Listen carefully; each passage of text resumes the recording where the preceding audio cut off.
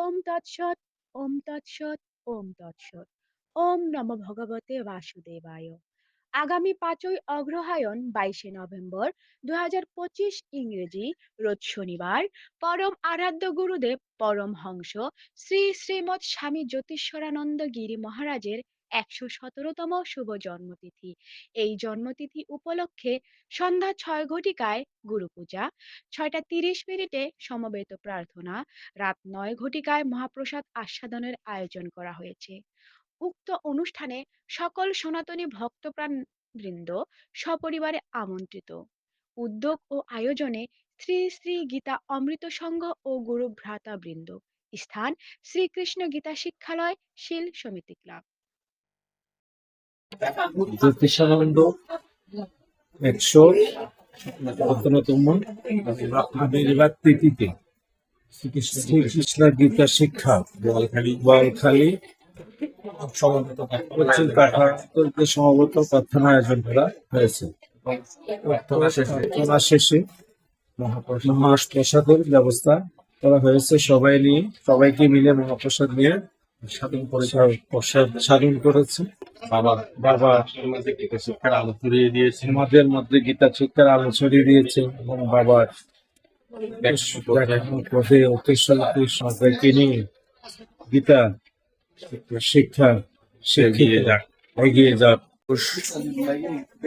জ্যোতিষানন্দ বাবাজির ১১৭তম জন্মবার্ষিকী উপলক্ষে শীল সমিতির কার্যালয় সংলগ্ন শ্রীকৃষ্ণ গীতা শিক্ষালয়ে বাবার জন্মদিন উপলক্ষে সমবেত প্রার্থনার আয়োজন করা হয়েছে এবং বাবার বিভিন্ন স্মৃতি স্মরণ করা হয়েছে।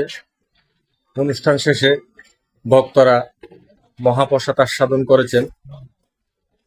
জ্যোতিষানন্দ বাবাজি ঘরে ঘরে গ্রামে গ্রামে গিয়ে দেশে দেশে গিয়ে গীতা শিক্ষা প্রচার করেছেন, যার আলোকে আজকে দেশের বিভিন্ন জায়গায় গীতা শিক্ষা কার্যক্রম চলমান।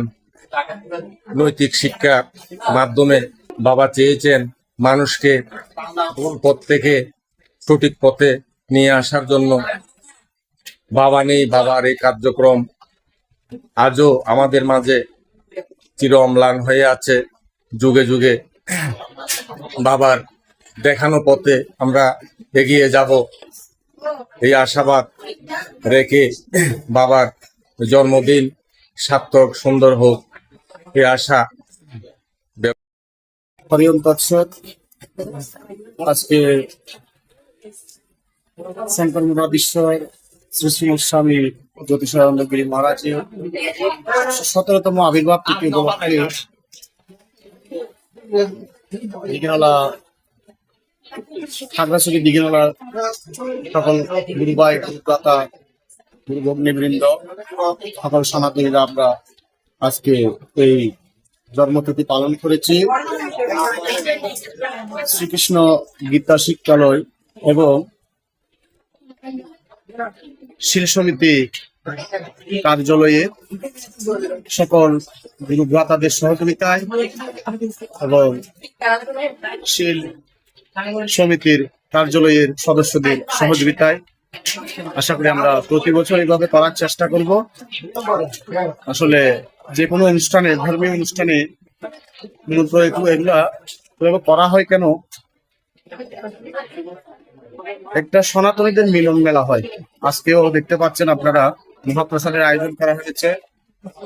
সুন্দর করে সমাবেত প্রার্থনার মাধ্যমে আজকে অনুষ্ঠান সমাপন করেছি।